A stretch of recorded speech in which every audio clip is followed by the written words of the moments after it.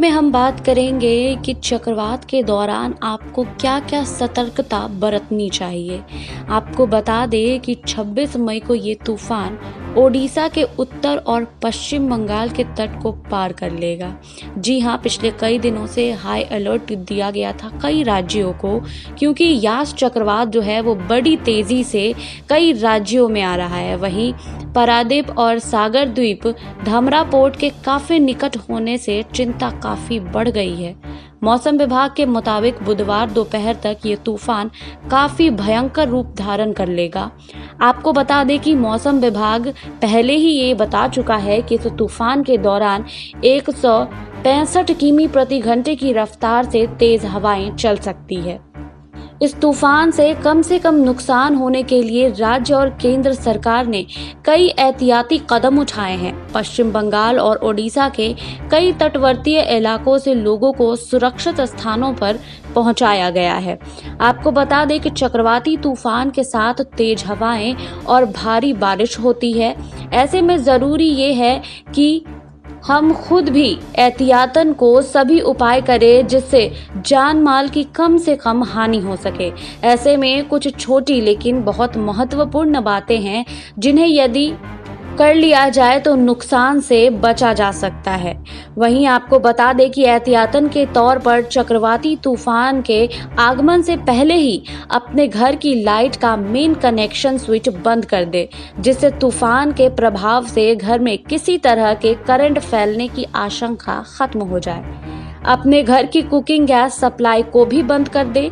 चक्रवाती तूफान में इसको नुकसान पहुंचने से ये काफी खतरनाक हो सकता है। यदि आपको गैस सिलेंडर हो तो भी सुरक्षित स्थान पर रख ले। घर के सभी खिड़की और दरवाजों को अच्छे से बंद कर ले। यदि आपका घर चक्रवाती तूफान के रास्ते में आता है तो बेहतर होगा कि आप समय रहते दूसरे किसी भी सुरक्षित स्थान पर चले जाएं। चक्रवाती तूफान के समय किसी भी सूरत में घर से बाहर ना निकलने की गलती करें। अपने घर में अपने परिवार के बीच रहें और हौसला बनाए रखें। इस तरह की प्राकृतिक आपदा से पहले ही ये जरूर सुनिश्चित कर ले कि आपके पास अपने लोगों को किसी भी तरह की चोट लगने पर फर्स्ट एड के तौर पर कुछ दवाएं और अन्य चीजें मौजूद हो। इसको अपने पास ही रखें। अपने पास सभी आपातकालीन सेवाओं की एक लिस्ट रखें जिसमें सभी फोन नंबर मौजूद हों। उसके बाद चक्रवाती तूफान को लेकर अफवाहों पर ध्यान न दे, केवल सरकारी सूत्रों और अधिकारियों की बातों का अनुसरण करें और अफवाहों को फैलने से भी बचें। वहीं चक्रवाती तूफान की आशंका के मद्देनजर यूं तो समुद्री तट से सटे सभी इलाकों में एहतियातन सभी लोगों को समुद्र में जाने से मना कर दिया जाता है, लेकिन आपको भी यदि कोई इससे अनजान व्यक्ति दिखाई दे तो उसको भी ऐसा करने से मना करें।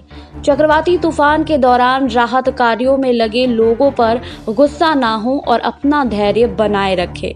यदि संभव हो सके तो इन अधिकारियों या लोगों की मदद में अपना पूरा सहयोग दें। अपने पास कुछ जरूरी चीजों को रखें जैसे टॉर्च या इमरजेंसी लाइट। ऐसा इसलिए क्योंकि इस तरह के भयंकर चक्रवाती तूफान से पहले ही घरों की बिजली को काट दिया जाता है ताकि नुकसान ना हो और करंट ना फैले।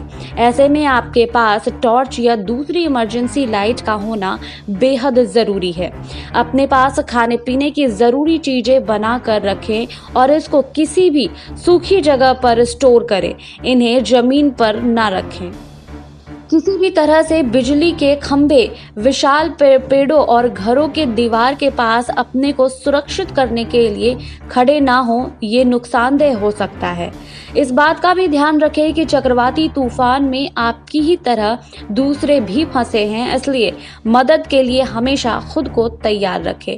बुजुर्ग और बच्चों का विशेष तौर पर ध्यान रखें। आपको हमारी रिपोर्ट कैसी लगी हमें कमेंट बॉक्स में लिखिए। बाकी और खबरों के लिए जुड़े रहिए SPN 9 न्यूज के साथ।